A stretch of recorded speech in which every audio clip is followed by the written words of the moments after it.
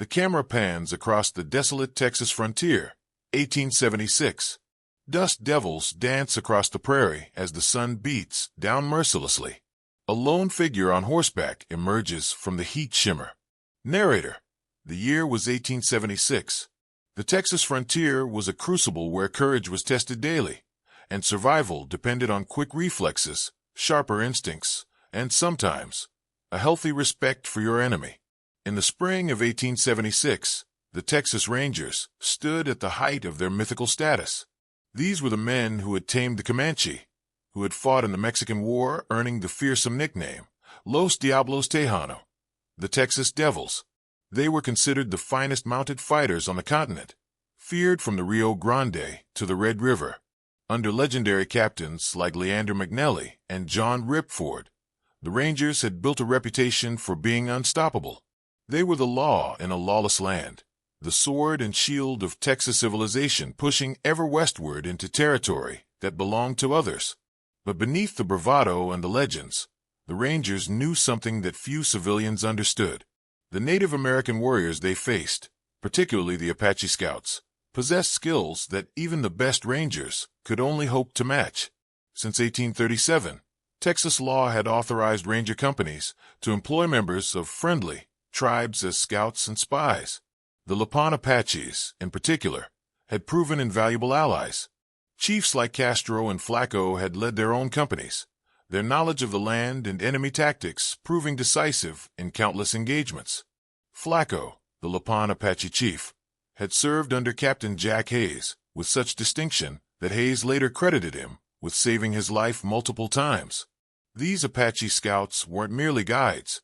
They were elite warriors who could track a single rider across solid rock, move through enemy territory without leaving a trace, and fight with a ferocity that even hardened Rangers respected. The relationship was complex. The lawmen Apaches allied with the Rangers primarily to protect themselves from their mortal enemies, the Comanches. But this alliance came at a terrible cost to the lawmen people, who found themselves caught between two worlds, trusted by neither side completely. It was late May, 1876. Captain William Shaw led a small detachment of Rangers on patrol through the rugged country near the Guadalupe Mountains. The sun hung low on the horizon, painting the desert landscape in shades of gold and crimson. Shaw was a veteran, a man who had fought Comanches, bandits, and Mexican irregulars. He knew the signs of danger, the unnatural silence of birds, the skittish behavior of horses, the prickling sensation at the back of his neck that came from being watched. What he didn't expect was to find himself face to face with 40 Apache scouts. They emerged from the broken country like ghosts materializing from the earth itself. Not hostile Apaches on a raid, but U.S. Army Apache scouts, Lipan, Mescalero, and Chiricahua men who had chosen to serve with the military. They were returning from a long patrol, armed, mounted, and every bit as formidable as their reputation suggested. The Rangers numbered less than 10. Shaw raised his hand, signaling his men to hold their ground. The Apache scouts spread out in a loose formation, their discipline evident in every movement. For a long moment, the two groups simply observed each other across the dusty expanse. One of the Apache leaders, a man the Rangers knew only as Red Sleeve, rode forward. He spoke some English, enough to make himself understood. Through a combination of words and signs, a conversation began. Red Sleeve explained that his scouts had been tracking a band of renegade warriors who had jumped the reservation. They'd been in the saddle for 2 weeks, covering over 300 miles of the most brutal terrain in Texas. They had fresh water nearby and offered to share it with the Rangers. Shaw accepted, and as the sun set, the two groups made camp within sight of each other, not together, but not apart either. Around their separate fires, both groups settled in for the night. That evening, one of Shaw's younger Rangers, a man named Tom Benton, who had joined the force only 6 months earlier, voiced what several were thinking. "Captain," Benton said quietly, "if they'd wanted to take us, we wouldn't have stood a chance." Shaw stared into the flames for a long moment before responding. "No, we wouldn't have." The admission hung in the air. It wasn't fear speaking. Rangers weren't cowards, and Shaw had proven his courage countless times. It was something else. Respect. hard-earned and rarely acknowledged. Another ranger, a grizzled veteran named McCready, spoke up. "I fought LaPon's back in '58 at the Antelope Hills. Had over 100 rangers plus allied scouts, and we were facing maybe 200 Comanches and their allies. Those Apache scouts we had with us, they were the difference. Without them, we'd have never found that camp, never won that fight." Shaw nodded slowly.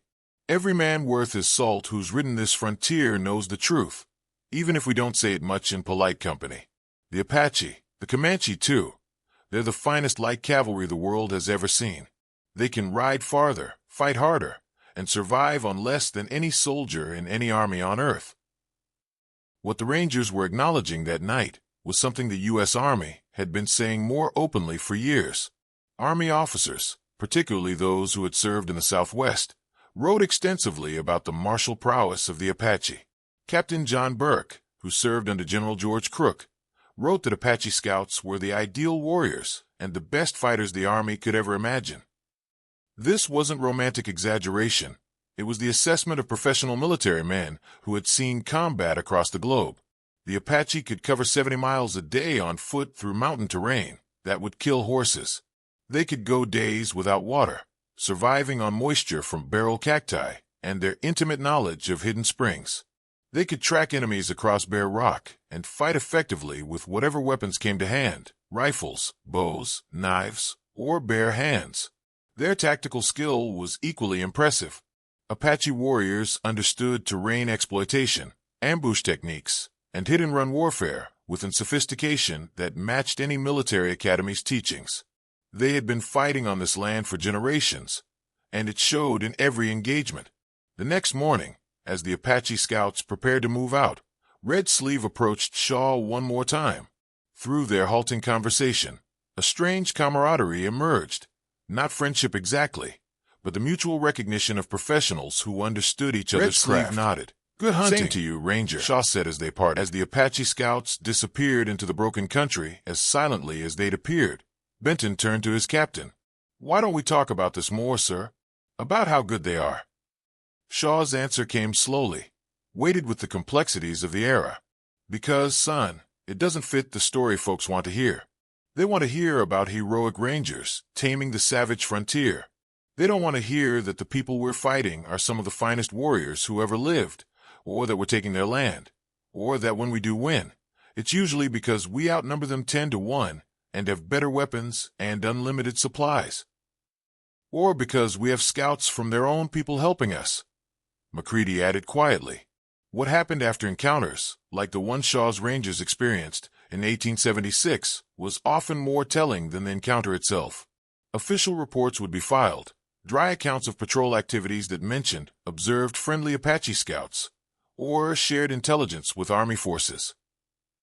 But around campfires and in saloons, Rangers who had truly tested themselves against Apache warriors told different stories. They spoke with grudging respect about enemies who could vanish like smoke, who could fight from horseback with devastating effectiveness, and who possessed an intimate knowledge of desert survival that made Ranger skills look amateurish by comparison. The great Apache war leaders, Victorio, Nana, and later Geronimo, would demonstrate repeatedly that a small band of determined Apache warriors could tie down thousands of U.S. Army troops and hundreds of Rangers for months or years. Victorio's war in 1880 would prove this point devastatingly. By 1876, the outcome of the conflict was no longer in doubt. The Apache, like the Comanche before them, were facing overwhelming odds. The Texas frontier was filling with settlers. The U.S. Army was deploying increasingly sophisticated tactics, using Apache scouts to hunt their own people, a strategy that would prove decisive but morally complex. The last major Indian raid in Texas would come in 1881, the McLaurin Massacre in Real County. Texas Rangers attacked Apache raiders at Waco Tanks in a skirmish that same year. These weren't victories of superior skill so much as the inevitable result of superior numbers, resources, and technology. What Rangers like Shaw understood, even if they rarely said it publicly, was that they hadn't defeated the Apache through superior warrior skills. They'd won through attrition, overwhelming force, and by turning Apache against Apache through the scout system. It was effective, But it wasn't something to boast about. The admission that Shaw and his Rangers made that night in 1876, if they'd wanted to take us, we wouldn't have stood a chance, was repeated in various forms throughout the Ranger service. These acknowledgments usually came quietly, in moments of private reflection or in the company of other Rangers who would understand. Captain Jack Hayes had said something similar years earlier about Flacco, the Lapon Apache chief who rode with him. That Indian saved my life more times than I can count, and he was braver than any man I ever knew. It was high praise from a man who wasn't known for giving compliments. The relationship between the Texas Rangers and Apache Scouts was one of the most complex and contradictory aspects of frontier history. On one hand, Rangers and Apache Scouts fought side by side, developed mutual respect, and in some cases, genuine friendship. On the other hand, Rangers were the instruments of a policy that would ultimately dispossess the Apache of their homeland and way of life. What made the Rangers' admission in 1876 significant wasn't just the acknowledgement of Apache military prowess. It was the broader recognition that the romantic narrative of the frontier was far more complicated than popular culture suggested. The Apache weren't savage or primitive. They were sophisticated warriors with tactical systems refined over centuries. They weren't defeated because Rangers were better fighters. They were defeated because the industrial might and population of the United States could simply absorb losses that would destroy a Native American tribe. Today, when we examine the history of the Texas Rangers and their conflicts with Apache warriors, we're confronted with these uncomfortable truths. The Rangers performed incredible feats of courage and endurance. They also participated in campaigns that we would now recognize as ethnic cleansing. The Apache scouts who served with them were simultaneously heroes and tragic figures, caught between survival and betrayal of their own people. The 40 Apache scouts that Shaw's Rangers encountered that day in 1876 represented both the finest warriors of their generation and men who had been forced by circumstances to serve the very system that was destroying their way of life. The Rangers' admission of respect was genuine, but it couldn't change the historical trajectory that was already set. In the end, what happened in 1876 was a microcosm of the larger tragedy of the American frontier. Two groups of warriors, each skilled in their craft, meeting in mutual respect even as larger forces beyond their control had already determined the outcome of their conflict. The Rangers would go on to become legendary lawmen, their image immortalized in film, television, and literature. The Apache Scouts would largely be forgotten, their service unrecognized by the very government they served. A few names survive in military records, scouts like Alchesy, Sergeant Jim, and Chato, who received medals of honor for their service, awards that came with profound irony, given what their service meant for their people. What Captain Shaw and his Rangers admitted that night in 1876 wasn't weakness. It was a rare moment of honesty in a narrative that usually preferred simple heroes and villains. It was an acknowledgement that courage and skill existed on both sides of the conflict, and that the outcome of history isn't always determined by who deserves to win, but by who has the numbers, resources, and will to endure. That admission, we wouldn't have stood a chance, echoes down through history as a reminder that the real story of the American frontier was far more complex, morally ambiguous, and tragic than the legends we've inherited. Historical note: this narrative is constructed from documented historical relationships between Texas Rangers and Apache Scouts, combining actual historical events, recorded Ranger testimonies about Native American warriors, and the complex dynamics of the 1870s Texas frontier.